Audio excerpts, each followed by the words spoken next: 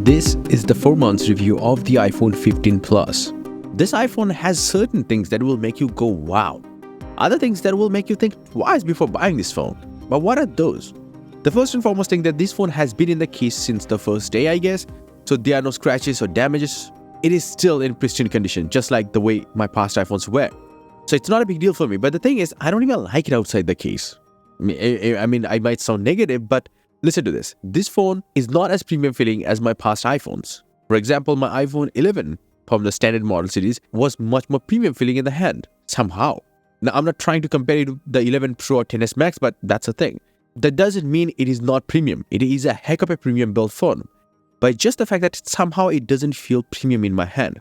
The other thing that I don't really like, it is practical for sure, but it's too much of flatness. It's not good for the hand. Like when you're holding it for longer hours, this is not something that feels good.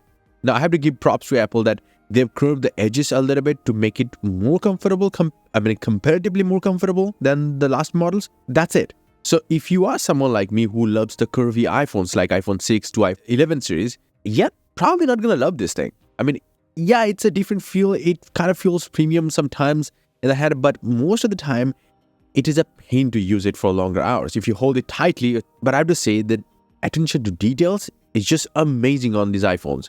Like the USB-C port is similarly color-coded as the whole iPhone outside. Like if you buy a pink one, it's pink, it's green. If you are buying a green phone, it's just so good. The back texture is also very unique. I love that thing. You can put a scratch on it, but it kind of also feels like a toy somehow. Kind of feels plastic. It doesn't feel like it's a glass anymore. I mean, that is a good thing. That is also a bad thing. I don't know. Depending on which color you're choosing or which kind of palettes you like. If you like pastel colors, then this is pretty good. The next is camera bump. The sensors are quite a bit bigger than my last iPhones that I've used. I'm like, they're so big because it's having a 1/1.56-inch sensor inside. So that's really big for a smartphone. But the problem is you will feel it every single day. If you use the smaller one, you will feel it definitely, whether you use a case or not. But you know what? I actually love that feeling because it kind of reminds me every single time that I have a phone that really has good cameras. It makes me feel proud, I guess. But what is the best thing on this phone is actually probably the display. It kind of also surprised me. The 2000 nits peak brightness, wow. In terms of brightness, it's very legible outside. And the best part is that it stays on the peak brightness for quite a bit of time outside under direct sunlight. But then again, it still does exhibit the same behavior as many other flagship phones with this much brightness. Because at the end of the day, this high brightness for a long time will cause the phone to overheat and it will go down in brightness to an unusually unusable level. And that's something to keep in mind. But even then, this brightness is so good when I go outside. I don't feel like I need more brightness than this. Heck, I would want to have 5000 nits on a phone, but that's not the point. The point is, whatever it is right now, it is really good. The resolution, the colors, it's an iPhone. I mean, it's always been great. It is great here. Except the fact that it doesn't have a 120Hz display in 2023. Not even 90Hz on it. Now, I'm not saying that it's something that you really need. Like, I don't really need it, even though I have it on most things I own, except this iPhone. But I think people deserve it. That's the thing. I said it the last time as well. But there is one problem with this display, at least for me. Maybe it's the PWM thing. That's the reason why I'm getting it. But whenever I use this phone in the night at lower brightness, oh my God, I don't know. I get a lot of headaches. So that's the one thing you have to keep in mind. The bezels on this phone are really thin. Even though on this phone currently have a screen protector on, I have to say it, that will make the bezel slightly more thicker, I guess. But that's it. It's so thin on this phone if you're using it. So if you are someone who is coming from iPhone 11, 10R or something like that, this is a big upgrade you're going to get. Now, I already told you about the whole feel of this phone, but one thing I haven't talked is actually at the bottom. It's actually the speakers. The speakers on these phones are surprisingly amazing. I mean, if you hold it in front of your face, the stereo speaker setup actually works like magic. I never thought that this is going to be this good. Just listen to this.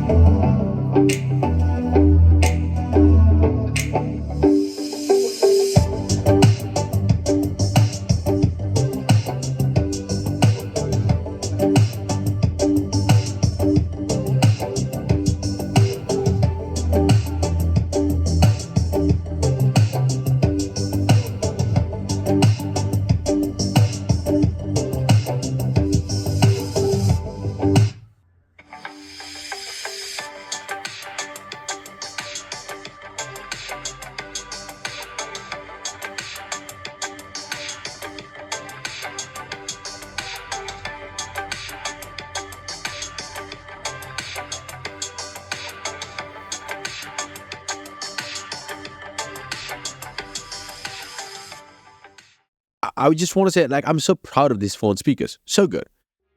The next is charging the battery life and the USB-C. The data transfer is slow for sure, but I actually think it's not a big deal for most people.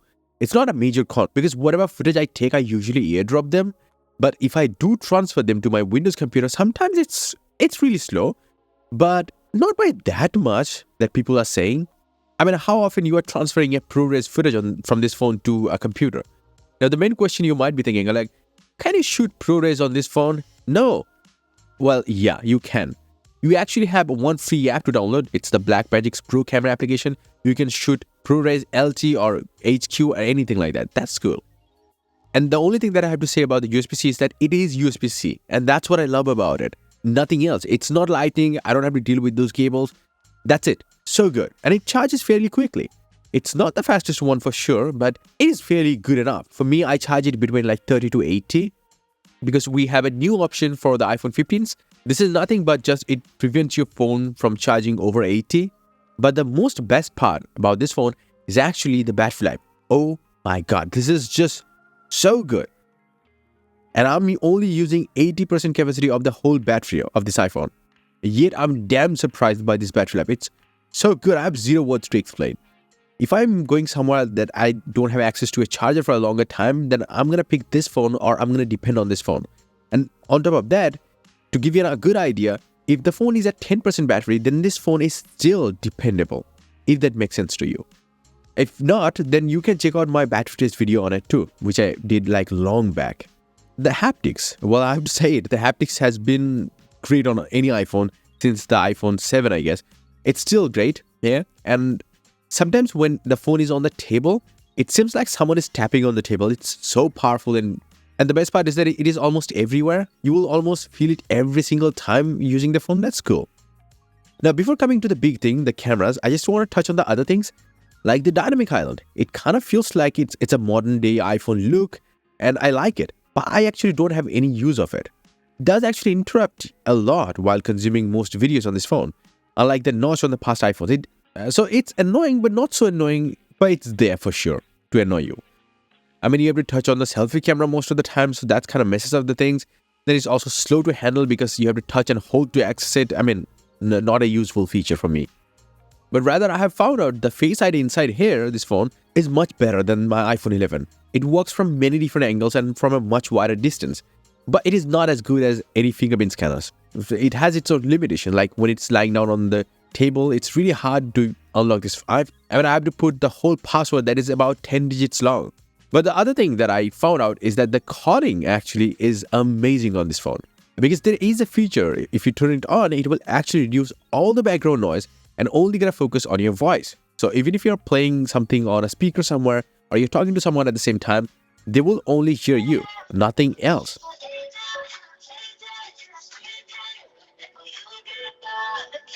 I'm gonna tap over here and I'm gonna click on voice isolation. And now tell me, can you hear this one or you can hear me? I'm pretty far away from it, okay? Now, I have faced few bugs here and there mostly, but nothing major. I can totally ignore them. Now, if you're an iPhone user and you're coming to another iPhone, it's not a big deal for you, I know that.